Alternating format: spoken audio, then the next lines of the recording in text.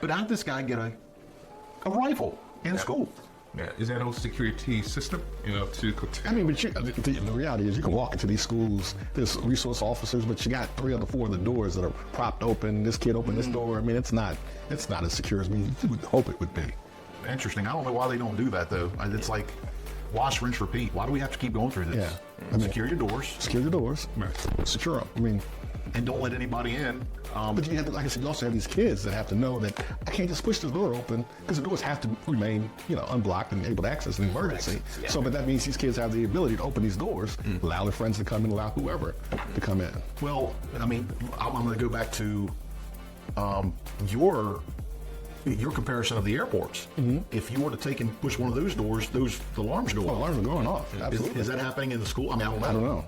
Okay. No. I mean, I think it depends on the school. Yeah, I think it depends on how it's constructed and all, the architecture. And how well they maintain. I mean, budget cuts, I don't worry about and that. also acknowledging that running a school is such a tough one. It is. It's not. Is it? Oh, man, it's not easy. Okay. Kids would drop. I'm not saying it's easy. I'm not saying that. Right?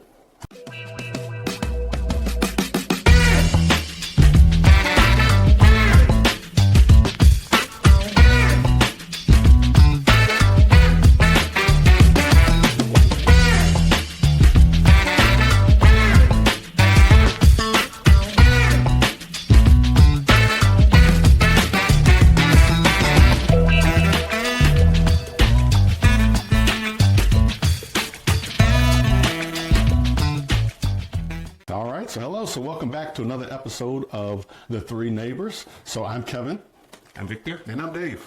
And today we're going to talk a little bit about back to school season. So we're at that time of year where it's back to school, and unfortunately with back to school brings unwanted aspect of that in that school shooting. So, this year alone, we've had, just this calendar year alone, we've had 23 school shootings, and recently we've had a couple that we probably all know about. We won't get into those specifics, but unfortunately, that's, where we are. So what's your experience? What are you guys, initial thoughts as we get into this back to school season around school shootings? Yeah, I don't know. I mean, I just think from the psychological point of view, typically, and you have to look at the statistics there, but these kids just went back to school. Typically you would see the bullying and stuff toward the middle or end of the year, which would cause these things, I would think. Yeah. And then now you're seeing it right at the beginning of the year, and I don't know. It's crazy. And that's a good crazy point. time right now. There's a lot going on politically on should we have people armed in schools, and then no gun zones and all this other stuff that could probably contribute to some of that, some of the carnage. Yeah. For me, as an outsider, I'm still kind of perplexed about the whole thing. Like the fact that a 14-year-old could actually enter the school with a gun. And I'm thinking, okay, is there no security to at least pick up anyone kind of that might be entering the school facility with a gun? Like, there's a lot of questions on my mind. And again, it's one of those things. As an outsider, you can only just, like today, I just want to just hear what you guys want to say, because I'm still very much overwhelmed with the whole thing. And having little kids that very soon that will soon start going to school, I don't know. I'm even thinking about homeschooling, but just that probably is the mainstream. But I'm just kind of bewildered with the whole thing, No, it takes me back to almost a couple of decades when we had the first known shooting, which was in Columbine in Colorado, and that really shook the core of who we were. Sandy? Sandy Hook was different. Sandy Hook, I think that was 2011. So that shook us too, because of the age group of the kids. Those were elementary school kids. We were used to, I shouldn't say used to, but it was more common to have the high school shootings, like I said, in Columbine, which was one of the first ones. But just through the years, I mean, every year we haven't missed a year since at least 2005, 2006 that we haven't had a school shooting. I mean, there's countless tens of them every year, just regardless of what the community is, whether it's, suburban, urban, it's everywhere, whether it's private school, public school, affluent, low income, it happens. It's unfortunately part of our school culture. And when we talk about security, I mean, there's different levels of security for schools, and you mentioned about security. Most of our schools now have resource officers, in each school. But the question is that enough?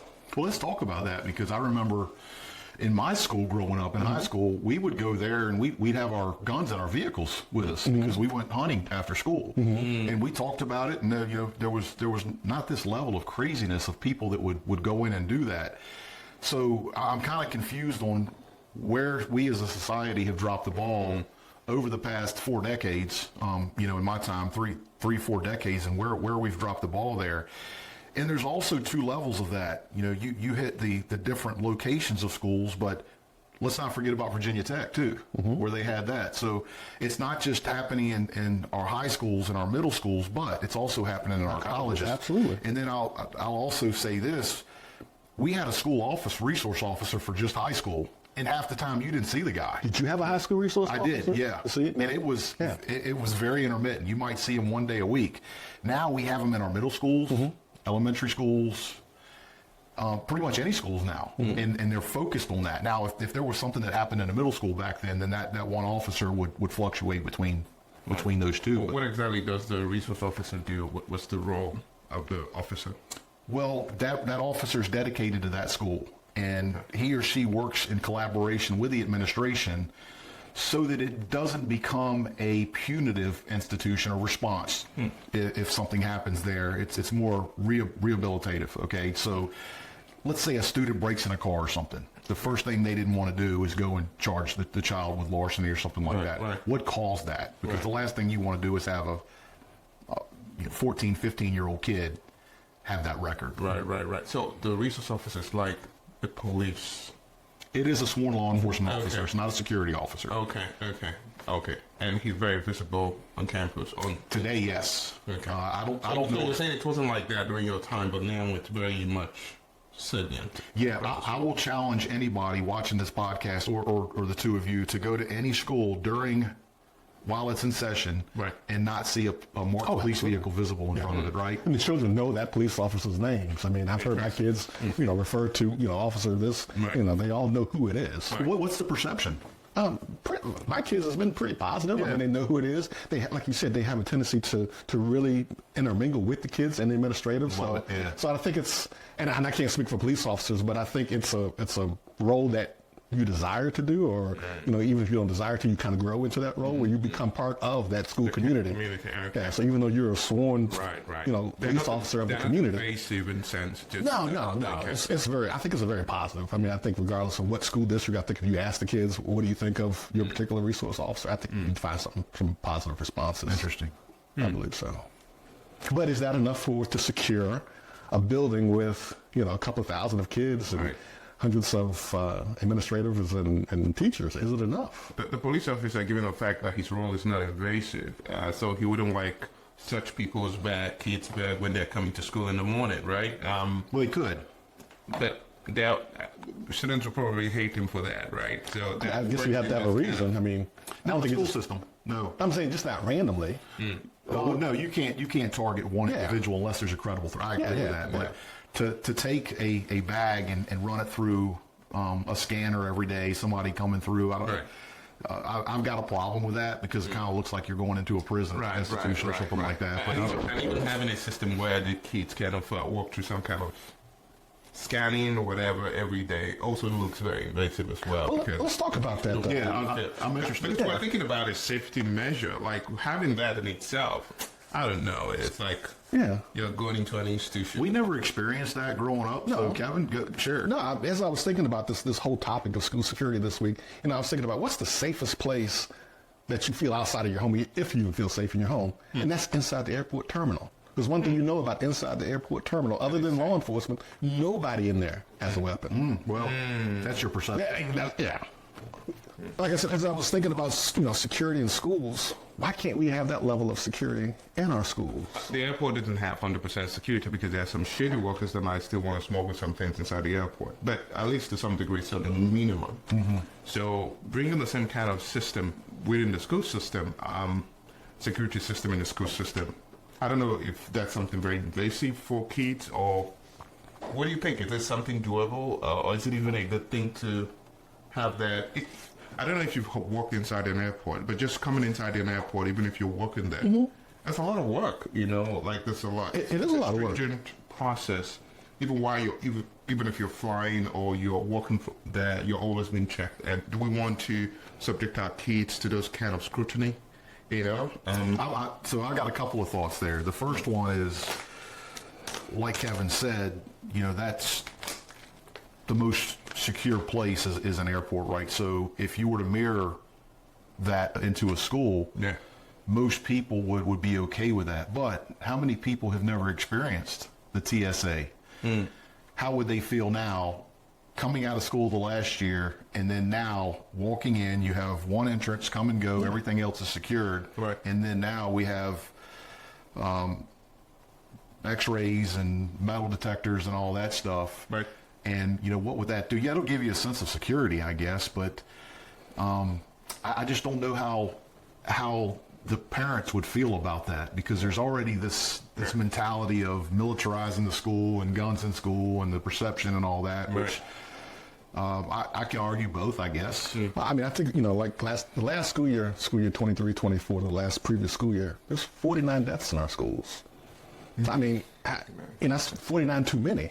So, I mean, I know it would be a little bit more inconvenient to implement something like that. Just like I said, if you go back a couple of years ago, we had a recent school shooting here in our area where a 6-year-old shot the teacher. And one of the things that everybody ran to was, let's put the metal detectors in the schools, which some did, some still do. They do it periodically. But you and I both know, you hear a little beep, okay, you look fine, go through. Quickly get them in, because logistically, it takes a long time, just like an airport. Right. I mean, you can stand in line for an hour, hour and a half to get through that line. That's right. Think about 1,000 of kids going through one door Right. with that level of security. And I bet you that would correlate to decrease in school attendance. Because Yeah, for some kids, it becomes like too much. Or some parents might not like it and start to homeschool their kids. So I don't know if that's the safest way to go about it. But either way, I think something needs to be done. It's just unacceptable that we will keep going like this as a society. Every now and then, that's a school shooting until it kind of gets home. Yeah. That's when, whoa, this is just happening right at the back of my door. I know both of you may not have to worry about this because your kids are all grown, but having little kids, I'm just, I'm terrified my son tomorrow is going to Absolutely. school. That's the truth. I'm terrified and for to you. the point, I am. to the point that we are even thinking about what would be the best private school for him, in the area. It's something that we're constantly thinking about, which would be the best place. But Where, see, I don't mean to cut you off, but see, that private schools, I know they're it not. doesn't mean, no, not at all. They're not, but No. still, it's just, that's a worry that comes with thinking about the fact that kids coming to class with the friends of your kids might even be coming to school with guns. I'm like, my God, that's, I know, shameful plug, right? Except for thanks to Dave, who kind of took me to a shooting range, and that was the first time I ever touched a gun in my life. And I'm like going to almost 37. I'm 37, and just imagine a child that is not even up to 15, having, or even up to 10 years old, having to be exposed to that at a very young age. It terrifies me. Yeah, but it can happen. It can happen, and you talk about your young kids at this point have to experience that, but I have to experience it too, because my son's a college professor. Yeah. My daughter's a police officer. You've got girls that are going to school, going to college, right? So this is all real for the three of us, and I'm sure it's real for many of our viewers out there. Yeah. It's incredibly terrifying to think about. Absolutely. I don't know if that's a solution in sight, or maybe that's a policy that could be implemented to help to kind of curb the infiltration of firearms in our school system. I don't know. We would definitely like to hear your thoughts. Yeah. Drop some comments for We're us. kind of out of our depths, and this is the first time I'm seeing Dave not having an answer. Well, I think we're going to talk a little bit more about that in the next segment. Yeah, let's do that. See you around. All right, so welcome back to the Three Neighbors. So now we're going to shift a little bit and talk about the security measures that we can take to protect our kids in school and what that looks like. So any thoughts? Yeah, so kind of rolling back on what you were saying, what we were talking about in the last block, and we talked about having all these people go through one location, and I got to thinking, if you can do this for a political candidate or at a political convention and bring in, thousands, sometimes tens of thousands of people, we can do it at a school. But the difference is, I was thinking, that's not just one location. We're going to have to compound this over multiple locations in one jurisdiction. Now, that would mean you'd probably, it can be done, but you'd probably have to stagger starting times to be able to move those resources from school to school. I don't know what the answer is. I know that we had talked in the past, and there's some controversy over arming administrators and arming people in schools. I don't think you should force somebody to be armed. But a lot of these school teachers are former military, former law enforcement officers, and you also have to look at the target too. And if you see a no gun zones, for me, if I'm a bad guy, that's an easy place for me to do massive carnage in one location because of why? There's no guns there. So, But why is that, though, if you don't mind me asking? because I don't have to worry about being shot at if there's no guns there. I mean, why don't banks get robbed more? Why is that? Because there's typically an armed officer. You don't see pawn shops getting robbed or gun stores getting robbed. No, you don't see those places. Because there's people inside that are armed. I'm not saying that's the solution. I'm just saying, hey, let's start a conversation on that. What are your thoughts? Well, I would agree with you. I don't think we just blanketly allow teachers to carry guns. But to your point, and I was thinking about this too. You're right. You have some retired military, retired police officers who now become teachers. I had some of those same folks that, and as I think back to folks that taught me and teachers that I've seen over the years, I could see some of those folks actually carrying a gun in the classrooms, as opposed to some of the other teachers that there's no way. If you could make it mandatory to say, as part of your role, you're going to conceal carry or openly carry or have a gun at your disposal in your desk drawer. I just don't see that. I'm just thinking about the risk of even just thinking about teachers having guns. They might mistakenly just, I don't know. That's There's implications. No, absolutely. Right? Some of them, might be having their own personal issues and kind of leaves it out on a kid one day. Like, kids that are troublemakers and just, it could have, Yeah, it could. Absolutely. an unprecedented implication. And thinking about that, I don't know if it's a solution to have more guns to combat gun violence in schools. I don't know. I don't know, Dave. I'm just out of my depths here. No, that's fine. And when school teachers sign up to teach, to educate, they don't sign up to be security guards and all that. But I think that if you have a small pool of people saying, hey, I'm willing to step up, and if they haven't gone through the training, put them through the training, and then make sure all the weapons are concealed on that person, right? So that they can't be seen. Now, you put out the message that, hey, sometimes transparency's a little overrated. Sometimes we don't need to be so transparent. So we have school teachers and administrators in this school who are armed. Well, how many you got? That's kind of none of your business, right? Right. Now, when you got somebody who decides to go, you got that 14, 15-year-old crazy kid that wants to go in, they might have second thoughts about, I wonder who's armed there. They may, because right now, who are they looking for in that situation? They're looking for the armed police officer. In this last incident we had, it was the two school resource officers that confronted this person that decided to end it. Now, that brings me to something. Perhaps one solution, maybe we should go back to the school resource officer. Perhaps it might be important, depending on how big the school is, where there might be a ratio, maybe one resource officer to 100 students, or 50. And then it becomes a responsibility of, now I know that also impacts the police department in each region, because that means they'll have to delegate resources. Yeah, so, but I think that won't be impossible. If we would have people volunteering to go to another country to fight for America, why not we have people that can also volunteer to go strictly to become police officers or resource police officers, whatever name that is called, that will be assigned to school? Because it sounds like the new battle background now is our school system. So how about we have people and have a ratio to that, whether it's one police officer or one resource officer to 50 kids, 1 to 150 or 1 to 100, depending on how, there could be a ways to statistically model that to make sure that at least, and if we have a heavy presence of resource officers on campus, that would escalate both fights or whatever. I think that might make a lot of difference. And of course, depending on where the school is located, maybe the ratio might differ. If it's in a high conflict zone where there's gun violence, for example, we might have to think about having more people there.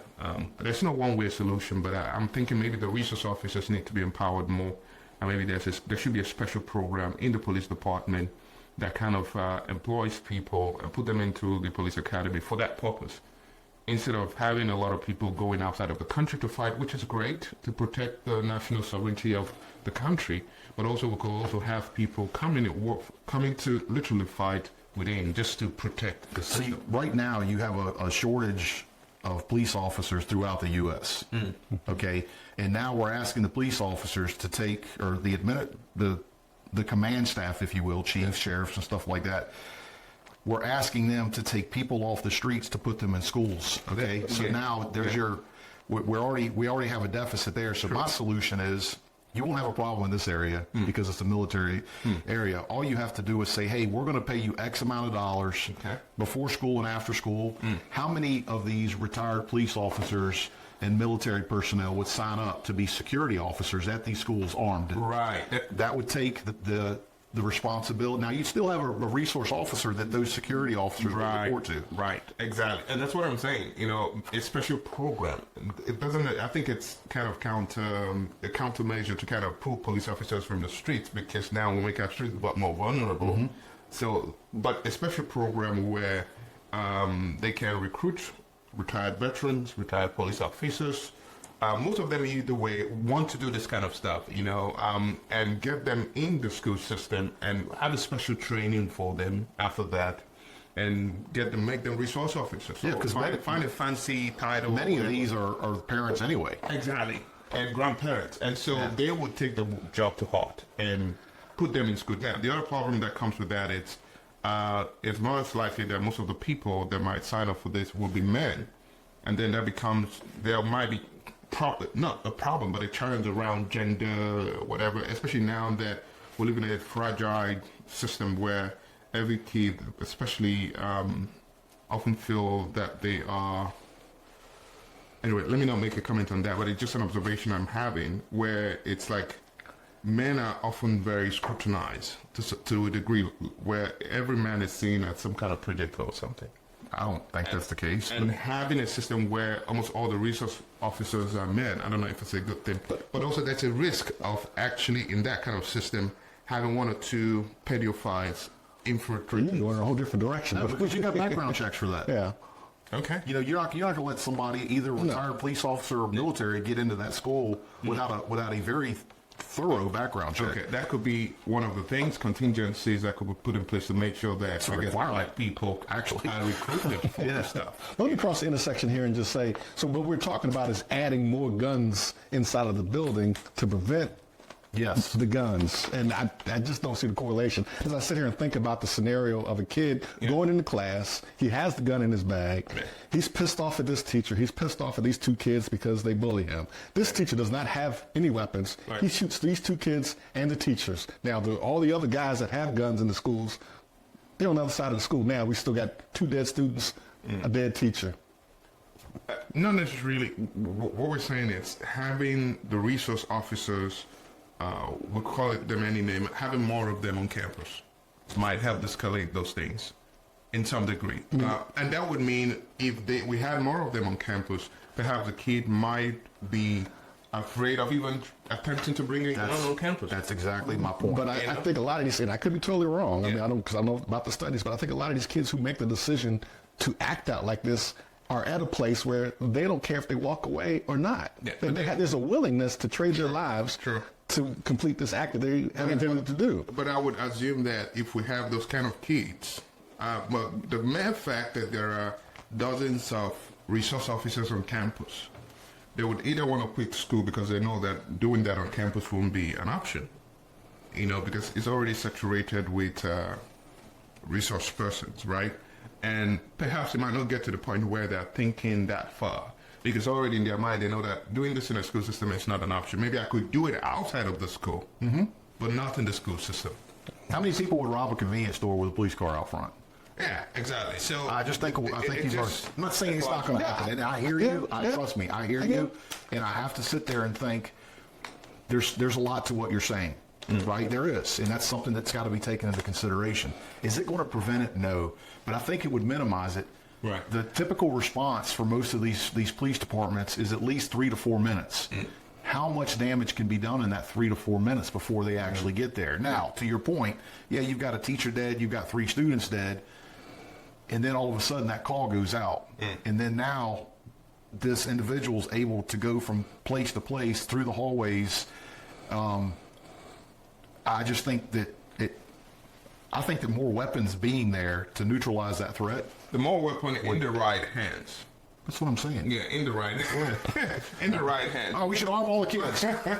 Not the teachers, but at least the resource officer. Well, the teachers, if they want to, and if they're qualified. Again, you got to put them through the class. But again, let's just say you have a school of 30 teachers, and one of them's armed, just one.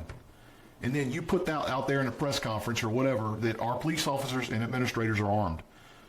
And you let the students know that? Which one's armed? I don't know. I think I'll be outliers. I won't be happy with that. But I prefer the solution where the resource person, maybe not, the ratio might be dependent on how the school is structured.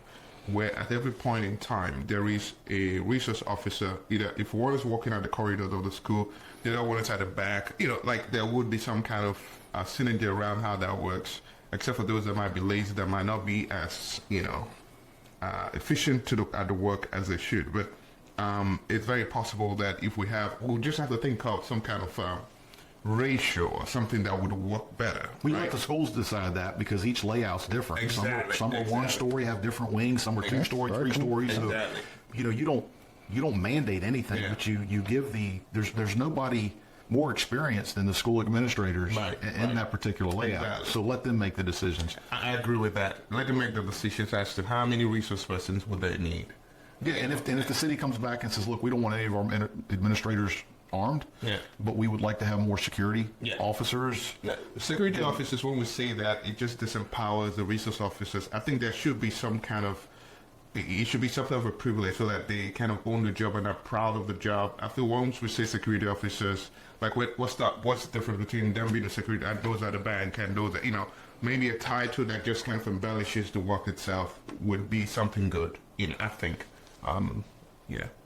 All right. Kevin, what do you guys think? We're going to wrap up and see what you guys think. I wanted to add something. Okay. One other option could also be, especially as we're thinking about consulting with the administrators, do you think that maybe having enough cameras, because especially if the security officers might not be able to patrol all the campuses, maybe having some of them or 1 or 2 of them watching the cameras at each section of the school, and even the classes, I don't know if that would be predatory in a way, having cameras on a classroom, I don't know, but just to make sure that... I'm a huge fan of cameras, not only on the outsides of the school system. I'm in favor of cameras on the inside of the classroom. No, except by the restrooms, right? No, of course not. Of course, In my opinion, cameras typically only just tell you what happened. Cameras are not always preventative because the people sitting in front of them monitoring. Yeah, that's but that's a way to be able to force multiple. I'm able to be in multiple locations at once. Exactly. Yeah. In addition to people on the ground, and but then you have someone that is, that's always in the control room, looking and watching and communicating with those on the ground. I think that might be one way to do that. And when you have an active shooter, typically you know what area it's coming from, but maybe not because of the echo and stuff that goes on within those incidents. It's hard to tell which. So if you put one in each room, you're able to see it's right there. Hey, room 313, and you've got kids running. I'm able to direct those resources to that individual room. Right. Yeah, I think we might have cracked the code on this. I don't know about that. I'm sure there's going to be some legalities. Yeah, of course, but it's something that can be worked out. But hey, absolutely. If you're a government agency watching this, we're off for consultation. So just saying, Let's see your comments. Yeah, all right. We'll be back. Yeah. So, welcome back to the Three Neighbors. So we're going to shift gears a little bit now. We're going to talk about the parents now that are being charged with school shootings as a result of what their kids are being doing. So this recent one that we had down in Georgia, the father has been charged with. It sounds like the same type of charges that the actual actor, the child, is receiving. So this will be the second case where we've actually had a parent that has been charged for the actions of their child. So what do you guys think about that? Yeah, that's kind of an interesting one. Yeah, it is. It's but I don't. It's like pushing the boundaries. It could be, but I mean, every case is going to be different. I mean, how much much influence or responsibility did this father have towards that child making that decision? It's kind of like I kind of relate it to the getaway driver at a bank. He didn't rob the bank, Yeah. right? But he was there to facilitate and help execute the criminal act of the robbery, right? So of course that person's going to be charged as accessory before the fact, probably accessory after the fact, whatever. So with regards to the child, were those weapons available, especially if the father knew that there were some mental issues? I heard that the FBI had, I don't know how that happened, had He was investigating the son and for threats that he had made about the school. Exactly, and 2 months or so after that, And then the father bought the gun. Yeah, so I think that's the contributing factors. and even a video of the father taking the son to their hunt, to do some kind of hunting, which is not in most American households, especially those in the South. But essentially, when that happened, it's interesting. I was watching the video this morning. I think I sent it to you guys. The father was proud of the son for killing his first deer and all that, and even had a blood on his face. But then, interestingly, I was reading the comment from the mother of the son, and the comment was around the tone of, this was the first time that he was shooting and he killed it. There was like a praise associated to that. And, it was kind of very, I don't know. That's hunting culture. I mean, there's a sense of pride in your first kill. And, and the way the mom was talking about it, I was like, wow, that's kind of interesting. Did you read the comment from it? I did. It's kind of, I did. I was like, wow, that's kind of interesting. Like I said, that's the hunting culture. I mean, that's kind of what's. I don't think that's. I mean, probably experiencing that for the first time. Understanding American culture around hunting, it may be a bit of a shock to you. But yeah, that's kind of where we are. Yeah, but then that kind of spiraled into that. And that was when he was, I think, 12 years old.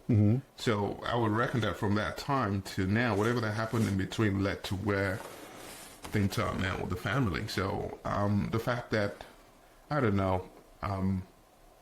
But it takes me back to when we talked a few weeks ago about gun culture, and then we talked about what age do you start exposing your kids to guns. And I think, to your point, Dave, you talked about not just the education that goes along with it, and the accountability, and how do you store your guns, and how much access do you allow your kids under 18 years old to have with their guns. So where's the balance at with that? I mean, I don't know. My kids don't have guns. I don't have access to guns. I didn't expose them to guns at an early age, so I don't know. Yeah, well, if you're a parent, you can never do anything or never do everything right. Yeah, and that's the goal, right? We strive for perfection and hope we hit excellence. Absolutely. And that's the thing with it. But I think that when you train your children to hunt, target shoot, just be more responsible, they have a more appreciation for human life. It's okay to go out there and hunt, which you're going to eat. Right. But it's not okay because you're taught all these safety techniques and tactics, right? This thing will take your life. And a good firearms instructor should be teaching that. Right. To understand how precious human life is, and then the value of wildlife if you're going to take that life. You're not doing it just for target practice. You're going to do it to feed yourself or your family. Right. So I think there's a difference there. But to say, I'm not saying you are, but to say that this kid says, hey, this is my first deer, I killed it, and the dad's proud of him. Dad should be proud of him. They're there to hunt. Yeah. But to say that this led to a school shooting or something out there, it's just. Could there be a correlation? That could be the question. Well, somebody said that he was bullied, and trust me, I'm not justifying that, but almost any young kid nowadays, that goes to high school gets bullied. That's right. We've all been bullied at some point in time. I need to show you a photo. I don't think you were bullied. I was bullied. No, I didn't want to bully you. I wasn't always a If I share a photo of myself when I was in high school, I was the youngest to the point. I was bullied to the point where the weakest in the class, and that was a girl that we were about the same age, was challenging to beat me in front of the class, right? And that was how bad it was. Yeah, but I think in this, that was a different generation. Today people put so much emphasis on what somebody on the internet says that they've never met. And now I understand this was happening in school too, but we had this conversation before. If you remember, you can't get away from it now. Yeah, no, you can't. You go home with it. It's on the weekends and all that. So I'm not justifying it, but apparently, to your point, there was he was under investigation. Yeah. And if he was under an investigation, Yeah. then the FBI failed, in my opinion. Well, they said they didn't have enough to charge him. No, that's fair. But The administration didn't see fit to say, don't come back to the school. But that's interesting, though. If the FBI could catch that, that means they must be really, really good at their job. How did they run? Like, how did they? I'm just trying. He to was wrap my making head- threats. He was making some kind of threats, or maybe or vocalized a desire to do. And how come the local police department did not address that? And then it's the FBI. How did? That I don't know who picked up the jurisdiction, but the question is, why was he in school? Why was he in school? I mean, other than being charged, because if there's nothing, you can't just charge somebody for saying, "Ah, man." yeah, but you can definitely keep an eye on that person. And to your point, you can communicate. I would bet.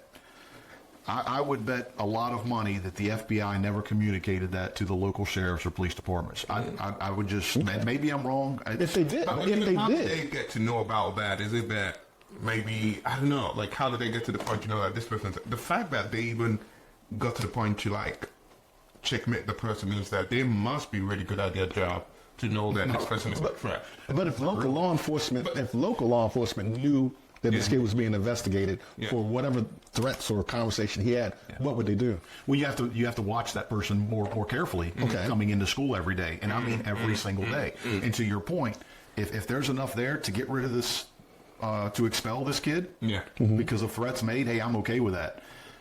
But if not, then that school resource officer should be front and center, watching the body language as that kid's coming. I will promise you that kid that came into school that day that shot those 4 individuals, I think 4 people were killed. I don't know. I can't remember. But regardless, the body language was different. I promise you that. And then you've got to be able to. Now they can, at that point, if that resource officer says, "Hey, I'm going to do a random search today," that could have been an option. Now this is if everything else is running perfect. Yeah, I get it. But to your point, it's almost like we'd have to create a whole nother separate law enforcement division to follow up on these kids, like we have the Secret Service that follows up on folks who make threats against political individuals. Because how many kids, especially right now that this is all fresh and hot, we're sitting with, just 1 week we had 2 school shootings. Yeah. How many kids are still sitting around saying, I could, da-da-da-da. Copycats? Yeah. Or just making statements. Who do you believe? Who do you not believe? Well, I think that for those that are threats that's out there clear, it's on social media. I mean, how many of those are there per school? I would think that there's more than 2 or 3. I would think so too. So how do you decide which ones you take seriously? well, you take them all serious, but there's a difference between somebody saying, "Man, I'm going to kill you," that joking around, and somebody saying, "Hey, you're going to feel me in a couple of weeks," or something like that. You take those threats a little bit differently. And then to the point of the cameras, if I know that this kid is a possible threat, and I'm a school resource, and you bet your tail I'm going to be there every day watching that camera, and then studying that behavior, and then randomly searching him, whether I think he's a problem or not, because when I randomly search him or her, there may be some hesitation the next time he or she decides they want to bring a gun. Well, I hope maybe if I'm randomly searched again, this, that, and the other. So I don't know. I just think this is a holistic solution. Yeah. There's not one solution that's going to make everybody happy. No, not at all. But the question, though, is that should the dad be blamed for this? And interestingly, in the comment, it sounds like the mom also bought him a gun at some point. Oh, I didn't know. I didn't catch that part. The comment that she made when he had shot and she was saying something about that she bought him a. So should the parents or at least the dad is the one that is the face, but should he also be involved in this case? If there was contributing factors, then yes. He bought the gun for the son. But So I mean, what?